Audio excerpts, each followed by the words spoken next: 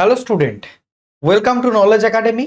Knowledge একাডেমিতে তোমাদের সবাইকে স্বাগত জানাই। আমি সাগ্নিক সুন্দর।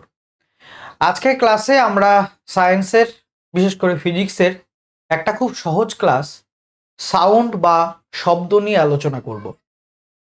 এখান থেকে খুব লিমিটেড কিছু প্রশ্ন আসে এবং সেই লিমিটেড প্রশ্নগুলোই আমাদের জানতে হয়, খুবই কম তথ্য মনে রাখতে হয় এবং খুব কমন প্রশ্ন এখান থেকে আসে।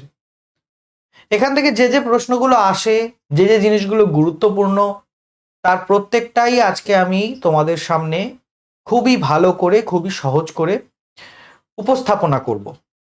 মন দিয়ে ক্লাসটি দেখো, তাহলে তোমাদের অনেক ধরনের কনফিউশন রয়েছে সাউন্ড চ্যাপ্টারটি সম্পর্কে এবং এখান থেকে কি কি প্রশ্ন আসে বা আসতে পারে সেই সম্পর্কে, সেগুলি দূর হয়ে যাবে। প্রথমে আমরা দেখব যে সাউন্ড বা শব্দ বলতে আমরা কি বুঝি। প্রথমে আমাদের জানতে হবে যে শব্দ বা সাউন্ড হলো একটা শক্তি বা এটা এক প্রকার এনার্জি, যা আমাদের কানে শ্রবণের অনুভূতি বা সেন্সেশন অফ হিয়ারিং জাগায়। সাউন্ডের যে প্রোডাকশন বা শব্দের উৎপত্তি বা শব্দের সৃষ্টি কিভাবে হয়, ভাইব্রেশন বা কম্পনের ফলেই কিন্তু শব্দের সৃষ্টি হয়। বস্তুর যখন ভাইব্রেশন হয় বা কম্পন হয়, তখনই সাউন্ড জেনারেট হয় বা প্রডিউসড হয়। শব্দ যখন এক স্থান থেকে অন্য স্থানে যায়, তখন তার এই এক স্থান থেকে অন্য স্থানে যাওয়ার যে প্রক্রিয়া, সেটাকে বলা হয় সাউন্ডের প্রোপাগেশন বা শব্দের বিস্তার। কোনো জড় মাধ্যমের, যেটাকে আমরা বলি মিডিয়াম, তো সেই মিডিয়ামের অর্থাৎ সাউন্ড যে মাধ্যমের মধ্যে দিয়ে যায়, সেই মিডিয়ামের কোণাগুলির ক্রমাগত এদিক ওদিক বা অসিলেটরি মোশনের মাধ্যমেই শব্দের বিস্তার ঘটে। অর্থাৎ টু অ্যান্ড ফ্রো মোশন, অর্থাৎ যেটা আমরা দোলক গতি পড়েছিলাম, অসিলারিটি মোশন, সেই অসিলারিটি মোশনের মাধ্যমেই শব্দের বিস্তার হয়। অর্থাৎ আমরা এখান থেকে জানলাম যে সাউন্ড হলো এক প্রকার এনার্জি। দ্বিতীয় আমরা জানলাম যে ভাইব্রেশনের ফলেই সাউন্ডের উৎপত্তি হয়। এবং এরপরে আমরা জানলাম যে শব্দ সবসময় কোনো মাধ্যমের মধ্যে দিয়ে যায়, মাধ্যম ছাড়া কিন্তু শব্দ চলাচল করতে পারে না।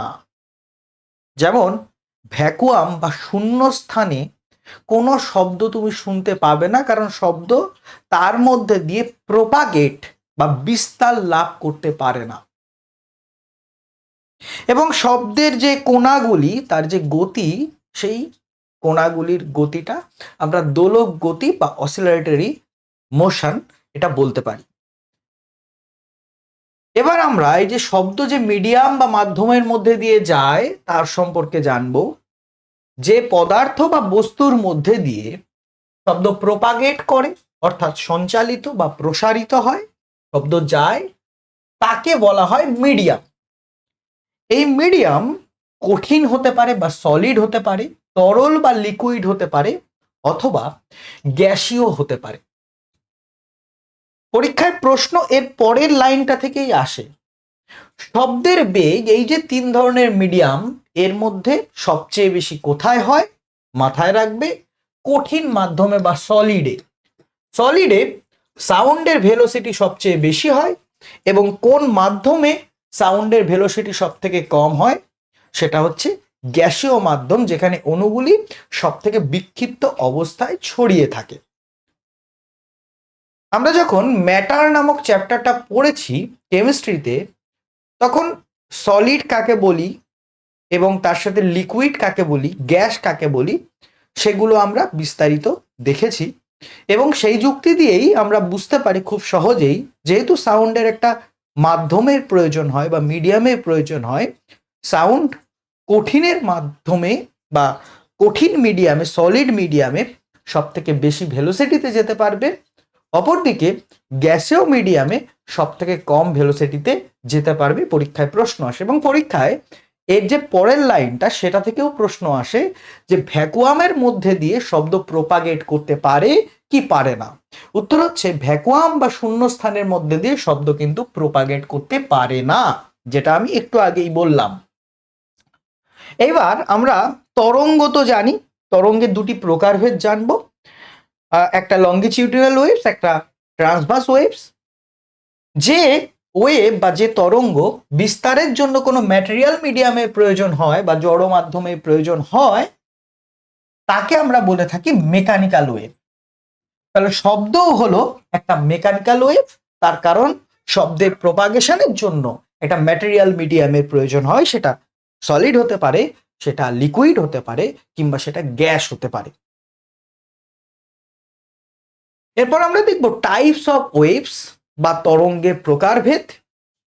মূলত দুই ধরনের তরঙ্গ সম্পর্কে আমরা দেখব, একটি হলো লঙ্গিটিউডিনাল ওয়েভস বা অনুদৈর্ঘ্য তরঙ্গ বাংলায় বলে থাকি, আর একটি হলো ট্রান্সভার্স ওয়েভস যেটাকে আমরা তির্যক তরঙ্গ বলে থাকি। লাইট বা ইলেকট্রোম্যাগনেটিক ওয়েভ বা তড়িৎ চুম্বকীয় তরঙ্গ যেমন এক্স রে, এগুলোকে সাধারণভাবে আমরা বলে থাকি ট্রান্সভার্স ওয়েভ বা তির্যক তরঙ্গ। শব্দ হলো লঙ্গিটিউডিনাল ওয়েভস বা অনুদৈর্ঘ্য তরঙ্গের উদাহরণ। একটু সহজ এক্সাম্পল দিয়ে বুঝিয়ে দিই লঙ্গিটিউডিনাল ওয়েভস এবং ট্রান্সভার্স ওয়েভ বলতে আমরা কি বুঝি। খুব সিম্পল একটা জিনিস, যখন খেলা স্টেডিয়ামে জনগণ সমবেতভাবে হাততালি দেয় এবং উঠে দাঁড়ায়, স্ট্যান্ডিং ওভেশন দেয়, সেটা দেখে যে ঢেউটা আমাদের মনে জাগে, এইরকম ভাবে ঢেউটা যাচ্ছে, সেইটাকে আমরা বলি ইলেকট্রোম্যাগনেটিক ওয়েভসের ক্যারেক্টারিস্টিক্স, অর্থাৎ ট্রান্সভার্স ওয়েভস। লঙ্গিটিউডিনাল ওয়েভস মানে কি? লঙ্গিটিউডিনাল ওয়েভস মানে হচ্ছে খুব সিম্পল জিনিস, একটা সিনেমা হলের বাইরে টিকিট কাটার লাইন, যুবসাথীর ফর্ম ফিল আপ করার লাইন, যুবসাথীর ফর্ম ফিল আপ করার লাইনে যুবকেরা দাঁড়িয়ে আছে, পিছন থেকে কেউ একজন ধাক্কা দিল, ধাক্কা খেয়ে সামনের দিকে ঝুঁকে পড়লো সবাই, আবার কিছুক্ষণ পর নিজের জায়গায় ফিরে আসলো। একটা স্প্রিং আছে, যে কোনো একটা পাশ থেকে আমি ধাক্কা দিলাম, স্প্রিংটা কি এরকম এরকম করে দুলবে? তা কিন্তু নয়, স্প্রিংটা একই লাইন বরাবর দুলবে। এই যে সমান্তরালে যে দুলছে তার রেখা বরাবর, এটাকে আমরা বলে থাকি লঙ্গিটিউডিনাল ওয়েভস। এই তরঙ্গ মাধ্যমের কোণাগুলো তরঙ্গের প্রপাগেশনের দিকের সাথে প্যারালাল বা সমান্তরাল বা একই রেখায় কম্পিত হয়। উদাহরণ হচ্ছে সাউন্ড ওয়েভস। যখন লম্বালম্বি ভাবে কম্পিত হয়, অর্থাৎ পারপেন্ডিকুলারলি কম্পিত হয়, তখন আমরা সেই ওয়েভসকে বলে থাকি ট্রান্সভার্স ওয়েভস। অর্থাৎ প্রপাগেশনের সাথে যখন এরকম ভাবে ভার্টিক্যালি কম্পিত হচ্ছে, পারপেন্ডিকুলার, লম্বভাবে। সিম্পল জেনে রাখবে, যখন প্রপাগেশনের সাথে কোনো তরঙ্গ যখন বা তরঙ্গের কোণাগুলি যখন আলটিমেটলি সমান্তরালে বা প্যারালালে বা একই রেখায় সেম লাইনে কম্পিত হয়, তখন সেই ওয়েভকে আমরা বলে থাকি sound wave, that is longitudinal waves. Sound wave example longitudinal ওয়েভসের। আর যখন প্রপাগেশনের সাথে বা বিস্তারের সাথে কোণাগুলি পারপেন্ডিকুলারলি কম্পিত হয়, তখন সেটাকে আমরা বলে থাকি ট্রান্সভার্স ওয়েভ। লাইট হচ্ছে এটি ট্রান্সভার্স ওয়েভের উদাহরণ। ইলেকট্রোম্যাগনেটিক ওয়েভ সম্পর্কে এবার আমরা জানব। এই ধরনের তরঙ্গ বিস্তারের জন্য কোনো জড় মাধ্যমের প্রয়োজন হয় না, অর্থাৎ কোনো ম্যাটেরিয়াল মিডিয়ামের প্রয়োজন হয় না, এবং এগুলো ভ্যাকুয়ামের মধ্যে দিয়েও অনায়াসে চলাচল করতে পারে। এই কারণে আমরা বলি লাইট কিন্তু শূন্যস্থানের মধ্যে দিয়ে চলাচল করতে পারে। তার কারণ লাইট হচ্ছে ইলেকট্রোম্যাগনেটিক ওয়েভ বা তড়িৎ চুম্বকীয় তরঙ্গ, এবং তড়িৎ চুম্বকীয় তরঙ্গ চলাচলের জন্য কোনো ধরনের ম্যাটেরিয়াল মিডিয়ামের প্রয়োজন হয় না। আমরা তো এখন পড়ছি শব্দ নিয়ে বা সাউন্ড নিয়ে। সাউন্ড ওয়েভ হলো একটা লঙ্গিটিউডিনাল ওয়েভের উদাহরণ, যেটা আমরা দেখলাম। তো এই সাউন্ড ওয়েভের ক্যারেক্টারিস্টিক্স বা শব্দ তরঙ্গের বৈশিষ্ট্য সম্পর্কেই আমরা এখন জানব। দুটো টার্ম আছে, বাংলা টার্মটা খুব বিরক্তিকর। ইংরেজিতে একটাকে বলা হয় কম্প্রেশন আর একটাকে বলা হয় রেয়ারফ্যাকশন। বাংলায় কম্প্রেশনকে বলা হয় ঘনীভবন আর রেয়ারফ্যাকশনকে বলা হয় অনুভবন। যদিও বাংলা টার্মগুলো তোমাদের বোঝার সুবিধার জন্য দিয়েছি, কারণ মাতৃভাষায় পড়লে তোমরা অনেকে ভালো বুঝতে পারো, কিন্তু সায়েন্সের মেন টার্মগুলো কিন্তু ইংরেজিতেই জানতে হবে। এই কারণে ঘনীভবন তনুভবনে না গিয়ে কম্প্রেশন রেয়ারফ্যাকশন হিসাবে মনে রাখতেই আমি তোমাদেরকে অনুরোধ করব। কম্প্রেশন বলতে আমরা কি বুঝি, আগে ছবি দেখলে বুঝে যাবো, আগে একটু তাত্ত্বিক তত্ত্ব জেনে নি, যদিও এই তত্ত্ব থেকে সেরকম প্রশ্ন আসবে না। তরঙ্গের যে অংশে মাধ্যমের কণাগুলো, ম্যাটেরিয়াল মিডিয়ামের কণাগুলো একে অপরের খুব কাছাকাছি চলে আসে বা জমে যায়, যার ফলে একটা হাই প্রেসার এবং হাই ডেনসিটি রিজিয়ন বা অঞ্চল তৈরি হয়, তাকে বলা হয় ঘনীভবন। ঘনীভূত হয়ে যাচ্ছে, কম্প্রেশন। আমরা কার্ভে যখন দেখব তখন দেখব কার্ভে অর্থাৎ সাউন্ড ওয়েভের কার্ভে ঘনীভবনগুলোকে বা কম্প্রেশনগুলোকে আপার রিজিয়নে চিহ্নিত করা হয়, যেটাকে আমরা বলে থাকি ক্রেস্ট। ক্রেস্টের বাংলা হচ্ছে শীর্ষবিন্দু বা চূড়া। তনুভবন বা রেয়ারফ্যাকশন ঠিক এর উল্টোটা। তরঙ্গের যে অংশে কণাগুলো পরস্পর থেকে দূরে সরে গিয়ে একটা লো প্রেসার এবং লো ডেনসিটি রিজিয়ন তৈরি করে, কাছাকাছি নেই, ঘনীভূত অবস্থায় নেই, দূরে সরে গেছে একে অপরের থেকে, লো প্রেসার লো ডেনসিটি রিজিয়ন তৈরি হয়েছে, সেটাকে আমরা বলছি, সেই অঞ্চলটাকে আমরা বলছি রেয়ারফ্যাকশন। এবং সাউন্ড ওয়েভের কার্ভে রেয়ারফ্যাকশনকে আমরা সাধারণত নিচের অংশ দিয়ে চিহ্নিত করি, লোয়ার রিজিয়ন দিয়ে চিহ্নিত করি, যাকে বলা হয় পাদবিন্দু বা ট্রাউ, কেউ কেউ ট্রৌ বলে থাকে। একটা হচ্ছে ক্রেস্ট বা চূড়া, একটা হচ্ছে পাদবিন্দু বা ট্রাউ। তাহলে ছবি দেখলে খুব স্পষ্ট হয়ে যাবে, ছবিটা দেখতেই পাচ্ছ, এই অঞ্চলটায় দেখো খুব ঘনীভূত হয়ে আছে সাউন্ডের কোণাগুলো, সাউন্ড ওয়েভের কোণাগুলো একে অপরের খুব কাছাকাছি চলে এসছে। এই অঞ্চলটা এই জন্য সি দিয়ে ডিনোট করা হয়েছে, দ্যাট ইজ কম্প্রেশন। সাউন্ডের যে কার্ভটা আমরা আঁকছি, সেই কার্ভের উপরের অংশ আমাদের কম্প্রেশন রিজিয়ন বা ক্রেস্ট বা চূড়াকে নির্দেশ করছে। এই জায়গাটা দেখো খুব হালকা, এই জায়গাটা দেখো খুব হালকা, অর্থাৎ খুব ঘনীভূত অবস্থা নেই, low density low pressure region তৈরি হয়েছে। This regions are refraction. Clear হয়েছে? Rarefaction, sorry, this regions are rarefaction, sorry not refraction, rarefaction, যেটাকে আমরা বাংলায় বলে থাকি তনুভবন, অর্থাৎ হালকা হয়ে গেছে। এবং এগুলো কার্ভে আমরা নিচের যে বিন্দুগুলো বা নিচের রিজিয়ন দিয়ে চিহ্নিত করি, এবং সর্বনিচের বিন্দুটাকে আমরা বলি ট্রো বা পাদবিন্দু, আর এটাকে কম্প্রেশনের চূড়াটাকে বা ক্রেস্ট আমরা বলে থাকি, হচ্ছে ক্রেস্ট, হচ্ছে ট্রো। তাহলে বোঝা গেল তো? খুব সিম্পল জিনিস। এটা হচ্ছে যে জায়গাটায় কোণাগুলো একে অপরের গায়ে গায়ে চলে এসছে, সেই জায়গাটাকে আমরা বলছি কম্প্রেশন হচ্ছে, সেই অঞ্চলটা কার্ভের উপরের অংশ দিয়ে চিহ্নিত করা হয়।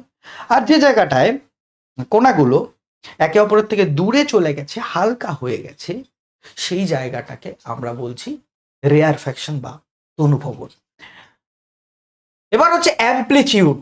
যেখানে যেখানে প্রশ্ন আসবে আমি বলে দেবো, কিন্তু এখান থেকে প্রশ্ন আসার সম্ভাবনা নেই বলে আমি কিন্তু বলিনি, যেখানে যেখানে প্রশ্ন আসবে, যা যা আসবে বলে দেবো। এবার হচ্ছে অ্যাম্প্লিটিউড বা বিস্তার বলতে আমরা কি বুঝি, গুরুত্বপূর্ণ, এই পয়েন্টটা গুরুত্বপূর্ণ। যখন মাধ্যমের প্রতিটি কোণা তার সাম্যাবস্থান থেকে যে সর্বাধিক সরণ ঘটে, মানে প্রতিটি কণার তার যে মিন পজিশন, সেখান থেকে তার যে ম্যাক্সিমাম ডিসপ্লেসমেন্ট ঘটে, সেই ডিসপ্লেসমেন্টটাকেই বলা হয় অ্যাম্প্লিটিউড। একে এ দ্বারা প্রকাশ করা হয়, এইটা হচ্ছে গুরুত্বপূর্ণ। অ্যাম্প্লিটিউডকে ক্যাপিটাল এ দ্বারা প্রকাশ করা হয়, এসআই একক হচ্ছে মিটার। ছবি দেখো ক্লিয়ার হয়ে যাবে। দেখো এটা হচ্ছে মিন পজিশন, এই মিন পজিশন থেকে ও এতটা বিস্তার লাভ করেছে, তাহলে এই যে ডিসপ্লেসমেন্টটা হলো মিন পজিশন থেকে, এই ধরো মিন পজিশন এরকম ভাবে গেছে, এই যে ডিসপ্লেসমেন্টটা হলো তার, that is amplitude, that is amplitude. যে শব্দের অ্যাম্প্লিটিউড অনেক বেশি, সেই শব্দ আমরা খুব লাউডার লাগে কানে, অনেক জোরে কানে লাগে। যারা খুব শান্ত স্বরে কথা বলে, আস্তে আস্তে কথা বলে, তাদের অ্যাম্প্লিটিউডটা কম, তাদের বিস্তারটা কম। অ্যাম্প্লিটিউড বেশি হলে লাউডার, অ্যাম্প্লিটিউড কম হলে কোয়াইটার। সিম্পল জিনিস মাথায় রাখবে, আবারও বলছি, অ্যাম্প্লিটিউড বেশি হলে লাউডার, অ্যাম্প্লিটিউড কম হলে কোয়াইটার। এবার হচ্ছে তরঙ্গ দৈর্ঘ্য বা ওয়েভ লেন্থ। কোন তরঙ্গের পরপর দুটি অ্যাডজাসেন্ট বা নিকটবর্তী ক্রেস্ট বা ট্রউ এর মধ্যবর্তী দূরত্বকে তার তরঙ্গ দৈর্ঘ্য বা ওয়েভলেন্থ বলা হয়। একে আমরা গ্রিক অক্ষর ল্যামডা দ্বারা প্রকাশ করি এবং এর এসআই একক হলো মিটার। আবারও বলি, কোন তরঙ্গের পরপর দুটো নিকটবর্তী বা অ্যাডজাসেন্ট ক্রেস্ট, অর্থাৎ এই যে ছবিটা আমি করেছিলাম, এই ছবিটা এই ক্রেস্টটার এর কাছে আছে এই ক্রেস্টটা, এই দুটোর মাঝে যে গ্যাপ, যে ডিস্টেন্স, সেটাই আমরা বলছি ওয়েভলেন্থ। এটাকে ল্যামডা দ্বারা প্রকাশ করি, ইউনিট হচ্ছে মিটার। এরপর হচ্ছে frequency, that is important. Amplitude যেরকম ইম্পর্টেন্ট, ফ্রিকোয়েন্সি ইম্পর্টেন্ট।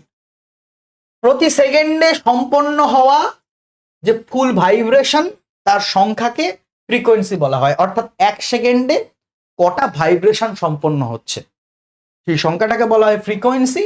এর এসআই একক হলো হার্জ এবং এর প্রতীক হলো নিউ। ল্যামডা দিয়ে আমরা ওয়েভলেন্থকে প্রকাশ করি, গ্রিক লেটার নিউ দিয়ে, এইটা হচ্ছে নিউ এসআই, নিউ দিয়ে আমরা ফ্রিকোয়েন্সিকে প্রকাশ করি। এখান থেকেও প্রশ্ন আসবে না, আসবে কি আমি বলছি, এর অ্যাপ্লিকেশন থেকে আসবে, তাই আসে। এবার হচ্ছে পর্যায়কাল বা টাইম পিরিয়ড। একটা কমপ্লিট ভাইব্রেশন বা পূর্ণ কম্পন সম্পন্ন করতে যে সময় লাগে, টাইম পিরিয়ড, তো যে সময় লাগে তাকে আমরা পর্যায়কাল বা টাইম পিরিয়ড বলি। একে ক্যাপিটাল টি দ্বারা প্রকাশ করা হয়, এর এসআই একক হলো সেকেন্ড। এখান থেকে সিম্পল পড়বে যে আমাদের এর এসআই একক কি, একে আমরা কি দিয়ে প্রকাশ করি। আসবে এই ম্যাথমেটিক্যাল রিলেশনশিপ থেকে। অনেক সময় ম্যাথমেটিক্যাল রিলেশনগুলো কোনটা ঠিক এইটা পরীক্ষায় প্রশ্ন আসে, সুতরাং এবারটা কিন্তু খুব গুরুত্বপূর্ণ।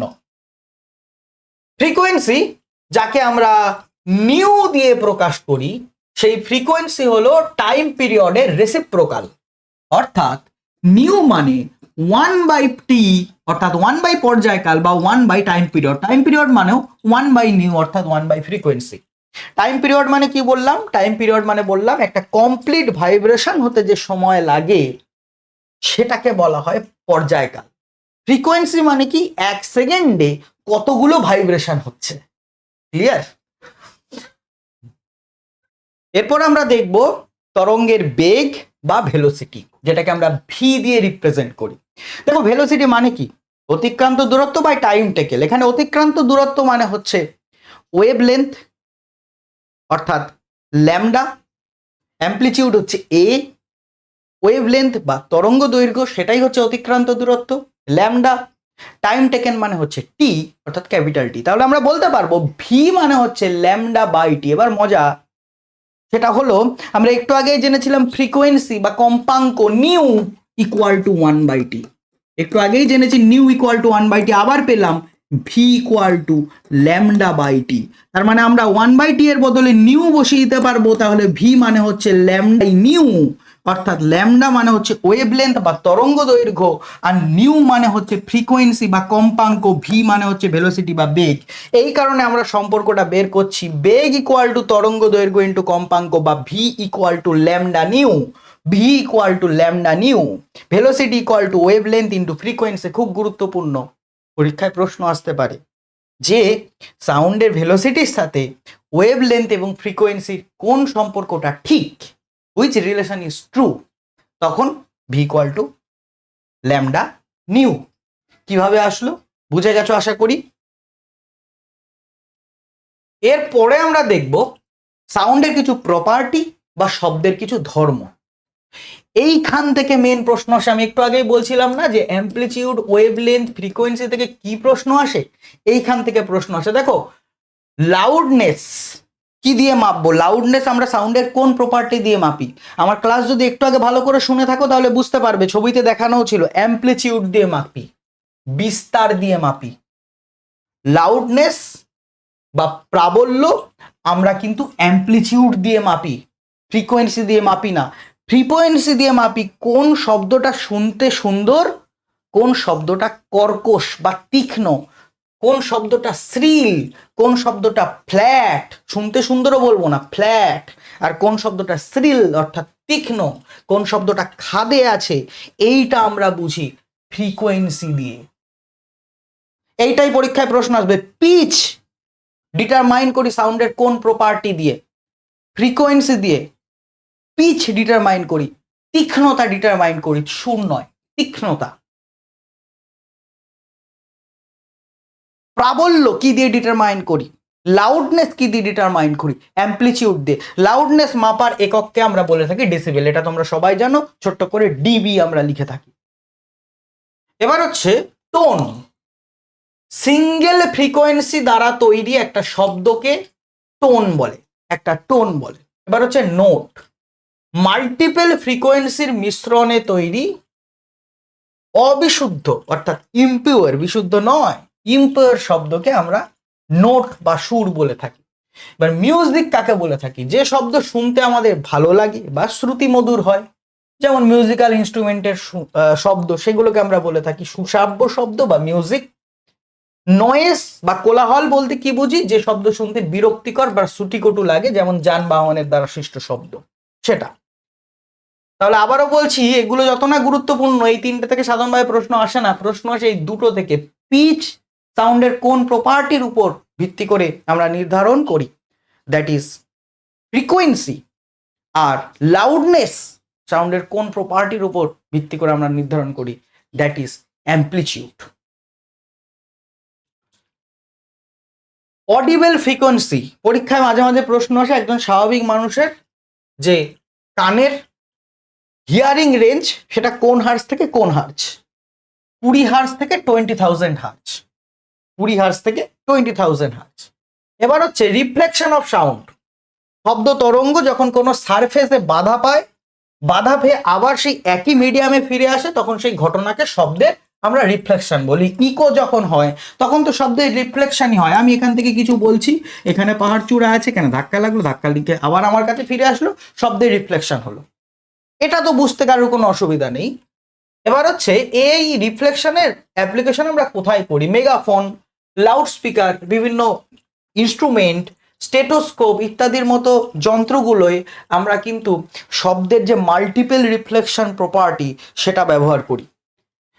এছাড়াও বড় হল ঘর বা অডিটোরিয়ামে অনেক সময় দেয়াল, ছাদ, বসার জায়গা ইত্যাদি শব্দকে অ্যাবজর্ব করে নেয়। বড় হল ঘরে দেয়াল, ছাদ এগুলো থাকে তো, এগুলো শব্দকে অ্যাবজর্ব করে নেয়। এই অ্যাবজর্বেশনটা রোধ করার জন্য স্পিকারের পেছনে একটা কার্ভড বোর্ড থাকে, দেখবে বাঁকানো বোর্ড রাখা হয়। এই বোর্ডে কি হয়, এই বোর্ডে বক্তার যে কণ্ঠস্বর সেটার অনেকগুলো প্রতিফলন ঘটে, মাল্টিপল রিফ্লেকশন ঘটে, এবং এর ফলে শব্দের লাউডনেস বা প্রাবল্য বৃদ্ধি পায় এবং দর্শকরা বা শ্রোতারা বা অডিয়েন্স স্পষ্টভাবে কথা শুনতে পান। এগুলো হচ্ছে অ্যাপ্লিকেশন। আসবে যেটা ইকো থেকে, ইকো থেকে দুটো প্রশ্ন আসবে, ইকো কি এইসবও আসবে না, আসবে দুটো প্রশ্ন বলে দিচ্ছি। তার আগে ইকো জিনিসটা বুঝে নাও, তোমরা সবাই জানো প্রতিফলিত হয়ে নিজের সৃষ্ট শব্দ পুনরায় শোনার ঘটনাকেই বলা হয় প্রতিধ্বনি বা ইকো। আমি আমি আমি আমি ইকো। এইবার পরীক্ষায় যেটা প্রশ্ন আসে সেটা হচ্ছে টাইম গ্যাপটা। দেখে নাও, ইকো তৈরি হওয়ার কিছু নেসেসারি কন্ডিশনস, সেটা হচ্ছে প্রতিফলিত হয়ে যখন শব্দটা আসবে আমার কানে, প্রতিফলিত শব্দকে অবশ্যই ন্যূনতম 0.1 সেকেন্ডের সময়ের ব্যবধান বা মিনিমাম টাইম গ্যাপ পেরিয়ে শ্রোতার কাছে ফিরে আসতে হবে। পরীক্ষা একটা প্রশ্ন আসবে ইকোর জন্য, শোনার জন্য যে মিনিমাম টাইম গ্যাপ সেটা কত, 0.1 সেকেন্ড, মাথায় রাখবে। এবং আরেকটা শর্ত আছে, শব্দের উৎস, শব্দ যেখান থেকে বলছো তুমি কথা বলছো, বা সোর্স থেকে প্রতিফলকের দূরে যে পাহাড় চূড়া আছে, সেই পাহাড় চূড়া যে প্রতিফলিত হচ্ছে, obstacle of a larger size, সেই প্রতিফলকের বা রিফ্লেকটিভ সারফেসের মিনিমাম ডিস্টেন্স হতে হবে 17.2 মিটার। তবে এই ন্যূনতম দূরত্ব মাধ্যমের টেম্পারেচারের ওপরও নির্ভর করে। অর্থাৎ ইকো হতে গেলে কি কি কন্ডিশন থাকা প্রয়োজন, পরীক্ষা এটাই প্রশ্ন আসে, জেনে রাখো। এক হচ্ছে ওই যে টাইম গ্যাপটা 0.1 সেকেন্ড, ঠিক আছে, টাইম গ্যাপ, তারপর শোনা যাবে। আর একটা হচ্ছে দূরত্ব, এখানটায় রিফ্লেক্ট হচ্ছে শব্দটা, যেটা শব্দের সোর্স আমার, দুজনের দূরত্ব মিনিমাম 17.2 মিটার হতে হবে। এবং ইকো আর একটা জিনিসের উপরও নির্ভর করে, শব্দ যে মিডিয়ামটার মধ্যে দিয়ে আসবে টেম্পারেচার কিরকম আছে, সেই মিডিয়ামের তাপমাত্রা কিরকম আছে তার উপরেও নির্ভর করে, আর কিছু আসবে না এখান থেকে। এবার হচ্ছে রিভারবেশন। রিভারবেশন কি, এই যে বললাম না মাল্টিপল রিফ্লেকশন হচ্ছে, শব্দের অনেকগুলো বিভিন্ন দিকে রিফ্লেকশনের ফলে গম গম গম গম যে করে ব্যাপারটা, এটাকে বলা হয় রিভারবেশন। শব্দের বারবার বা বহুমুখী মাল্টিপল রিফ্লেকশনের কারণে দীর্ঘ সময় ধরে শব্দের যে রেশ বা স্থায়িত্বকে বলা হয় রিভারবেশন বা অনুরণন। বড় কনসার্ট হলগুলোতে এই অনুরণনের কারণে শব্দ অস্পষ্ট বা ব্লার্ড এবং বিকৃত বা ডিস্টর্টেড হয়ে যেতে পারে। অনুরণন কমানো বা রিভারবেশন কমানো বা এড়ানোর জন্য অডিটোরিয়ামে নরম শব্দ শোষক পদার্থ, সাউন্ড অ্যাবজর্বেন্ট ম্যাটেরিয়াল যেমন পর্দা, plant fibre, fibre board, carpet ইত্যাদি ব্যবহার করা হয়। এই যে আমরা পড়ানোর স্টুডিওতেও আমরা কিন্তু শব্দ যাতে গম না করে সেই কারণে অনেক ফার্নিচার, তারপর এই যে ফাইবার বোর্ড, হ্যাঁ, সাউন্ড প্রুফ যে সমস্ত ডিজাইন আছে সেগুলো দিয়ে স্টুডিওটাকে সাজিয়ে রাখি, নইলে গম করবে। ফার্নিচার কিন্তু অ্যাবজর্ব করে নেয় শব্দটাকে। তো রিভারবেশন মানে কি? মানে হচ্ছে খুব সিম্পল জিনিস, সেটা হচ্ছে এই যে লোকটা দাঁড়িয়ে আছে, এ ধরে নাও কথা বলছে, এর এখানে যাচ্ছে, শুনছে, দেয়ালে লাগছে, এদিক দিয়ে যাচ্ছে, ওদিক দিয়ে যাচ্ছে, কতবার প্রতিফলিত হচ্ছে দেখো, এদিকে করে আসছে আবার, অর্থাৎ অনেকবার মাল্টিপল রিফ্লেকশন হচ্ছে শব্দের। মাল্টিপল রিফ্লেকশনে বলে চারিদিকে যাচ্ছে তো শব্দটা গম করছে। তবে পরীক্ষায় সিম্পল প্রশ্ন আসবে রিভারবেশন এটা কিসের জন্য, এটা কিসের মাধ্যমে তৈরি হয়? ওই মাল্টিপল রিফ্লেকশনের ফলেই তৈরি হয়। এবার হচ্ছে ইনফ্রাসনিক ওয়েভস।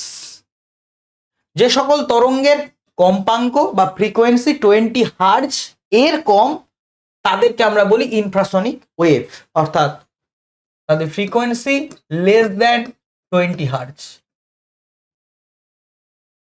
একটা ভাইব্রেটিং সিম্পল পেন্ডুলাম সে কিন্তু ইনফ্রাসনিক ওয়েভ তৈরি করে। এছাড়াও হাতি আর তিমি কিন্তু ইনফ্রাসনিক ওয়েভ তৈরি করে। আর্থকোয়েকের ফলে ইনফ্রাসনিক ওয়েভ তৈরি হয়। আমরা শুনতে পাবো না কারণ আমাদের অডিবল রেঞ্জ 20 হার্জ থেকে 20,000 হার্জ। এরপর হচ্ছে আল্ট্রাসনিক ওয়েভস। যে সকল তরঙ্গের কম্পাঙ্ক 20,000 হার্জের চেয়ে বেশি, গ্রেটার দেন 20,000 হার্জ, সেই সমস্ত তরঙ্গকে আমরা বলছি আল্ট্রাসনিক ওয়েভ। বাদুড় বা ব্যাট এবং ইঁদুর বা র্যাট এই আল্ট্রাসনিক ওয়েভ তৈরি করে। পরীক্ষায় বাদুড় দিয়ে কিন্তু প্রশ্ন আসে, বাদুড় কোন ধরনের শব্দ জেনারেট করে? Ultrasonic wave. তিমি কোন ধরনের শব্দ জেনারেট করে? Infrasonic wave. গোলাবে না। এরপর হচ্ছে আল্ট্রাসনিক ওয়েভের অ্যাপ্লিকেশন। কোনো মেটাল ব্লক অর্থাৎ ধাতব খণ্ড বা ধাতব পাত আছে, মেটাল সিট আছে, তার মধ্যে যদি কোনো ডিফর্মিটি বা ত্রুটি থাকে তাহলে ফাটল বা ক্র্যাক অর্থাৎ ছিদ্র সেটা শনাক্ত করতে ওই আল্ট্রাসনিক ওয়েভ ব্যবহার করা হয়। যন্ত্রপাতির এমন সব অংশ যেখানে পৌঁছানো কঠিন, হার্ড টু রিচ পার্টস, যেমন কোনো স্পাইরাল টিউব আছে সেগুলো পরিষ্কার করতে আল্ট্রাসনিক ওয়েভ ব্যবহার করা হয়। বাদুড় যেটা করে, বাদুড় কিন্তু তাদের শিকার খুঁজতে এই আল্ট্রাসনিক ওয়েভ জেনারেট করে। ডলফিন সে কিন্তু মাছ খুঁজতে আল্ট্রাসাউন্ড বা শব্দোত্তর তরঙ্গ ব্যবহার করে, অর্থাৎ আল্ট্রাসনিক সাউন্ড। দেখো তিমি আর ডলফিনকে গুলিয়ে ফেলবে না, তিমি কিন্তু ইনফ্রা, ডলফিন কিন্তু আল্ট্রা। চিকিৎসা ক্ষেত্রে মেডিকেল ডায়াগনোসিসের জন্য ব্যাপকভাবে ব্যবহৃত হয় ইকোকার্ডিওগ্রাফি। ইকোকার্ডিওগ্রাফি আল্ট্রাসনিক এই তরঙ্গের সাহায্যে কিন্তু হার্টের যে ক্রিয়াকলাপ তার রিফ্লেকশন ঘটিয়ে ইমেজ তৈরি করা হয়। ইকোকার্ডিওগ্রাফি মাথায় রাখবে। আল্ট্রাসোনোগ্রাফি সেখানেও কিন্তু আল্ট্রাসাউন্ড ওয়েভ ব্যবহার করা হয়, তার ইকোর মাধ্যমে মানবদেহের যে ইন্টারনাল অর্গান আছে তার ছবি পাওয়া যায়, সেটাকে আমরা আল্ট্রাসোনোগ্রাফি বলে থাকি। অর্থাৎ আল্ট্রাসোনোগ্রাফি, ইকোকার্ডিওগ্রাফি এগুলো তো শব্দ ওয়েভ জেনারেট করে তৈরি করা হয়, মাল্টিপল রিফ্লেকশনের যে হয় তার ইমেজটাকে নেওয়া হয় এবং আল্ট্রাসাউন্ড ব্যবহার করা হয়। এরপর হচ্ছে সোনার। সোনার মানে হচ্ছে সাউন্ড নেভিগেশন অ্যান্ড রেঞ্জিং। এর ফুল ফর্ম হচ্ছে সাউন্ড নেভিগেশন অ্যান্ড রেঞ্জিং। জাহাজে থাকে, সিম্পলভাবে বলে দিই, জাহাজে থাকে সাধারণভাবে, মানে সমুদ্রের উপরে একটা জাহাজ আছে, সেই জাহাজ সমুদ্রের গভীরতা মাপার জন্য এই সোনার সিস্টেমটা ব্যবহার করে।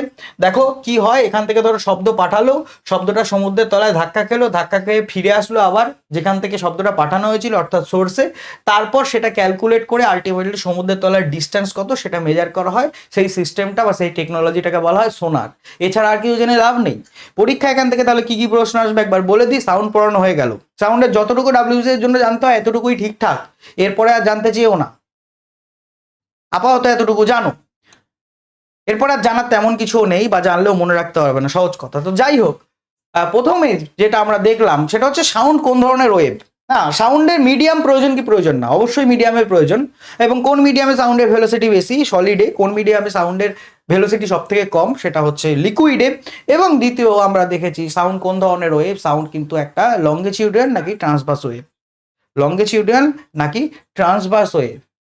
সাউন্ড কিন্তু একটা লঙ্গিটিউডিনাল ওয়েভ, প্যারালালে যায়। উৎসের সাথে, তাই না? আর ট্রান্সভার্স ওয়েভ হচ্ছে ইলেকট্রোম্যাগনেটিক ওয়েভস, এবং ইলেকট্রোম্যাগনেটিক ওয়েভস এর উদাহরণ হচ্ছে আলো। আলো কিন্তু ভ্যাকুয়ামে যেতে পারে, সাউন্ড কিন্তু ভ্যাকুয়ামে যেতে পারে না। এরপর আমরা সাউন্ডের বিভিন্ন জিনিস দেখেছি, কিন্তু গুরুত্বপূর্ণ যেটা সেটা হচ্ছে ওই গাণিতিক ফর্মুলাটা। একটা হচ্ছে মিউ ইকুয়াল টু 1/t, আর একটা হচ্ছে V equal to lambda t. Lambda মানে হচ্ছে ওয়েভ লেন্থ, টি মানে হচ্ছে টাইম পিরিয়ড, পর্যায়কাল, ভি মানে ভেলোসিটি। তারপর আমরা দেখেছি পিচ আর লাউডনেস। পিচ তীক্ষ্ণতা কিসের উপর নির্ভর করে? পিচ কিসের উপর নির্ভর করে? ফ্রিকোয়েন্সির উপর নির্ভর করে। লাউডনেস প্রাবল্য কিসের উপর নির্ভর করে? অ্যাম্প্লিটিউডের উপর নির্ভর করে। এবং তারপর আমরা জাস্ট কিছু অ্যাপ্লিকেশন, মানুষের হিয়ারিং রেঞ্জ কত, ইকো কিসের মাধ্যমে হয়? শব্দের প্রতিফলনের মাধ্যমে হয়। ইকোর শর্ত 0.1 সেকেন্ড টাইম গ্যাপ, আর একটা হচ্ছে 17.2 মিটার হচ্ছে minimum distance. Ultrasonic sound generate করে কারা? ইনফ্রাসনিক সাউন্ড জেনারেট করে কারা? এই ধরনের ছোটোখাটো তথ্য তারপর দেখেছি। এবং তারপর ওই যে সমুদ্রের গভীরতা মাপা হয় শব্দের যে প্রযুক্তিটাকে কাজে লাগিয়ে, সেটার নাম কি? সেটা হচ্ছে সোনার। শব্দের প্রতিফলনকে কাজে লাগিয়ে ব্যবহার করা হয়। এই ছিল আজকের ক্লাস। আশা করি তোমরা সবাই বুঝে গেছো এবং খুব সহজেই বুঝতে পারলে। নোট তো তোমাদের ইংরেজি বাংলা দুটো ভাষাতেই দেওয়া হয়, তোমার যেটা খুশি তুমি পড়বে, কিন্তু টার্মগুলো সবসময় ইংরেজিতে পড়বে। ঘনীভবন তনুভবন করবে না, প্রবলেম হবে পরবর্তীকালে। কম্প্রেশন রেয়ার ফ্যাকশন হিসাবে মনে রাখো। প্রথম একটু অসুবিধা হবে, তারপর কোনো অসুবিধা নেই। সবাই খুব ভালো থেকো, ভালো করে পড়াশোনা করো। After all, thanks for watching.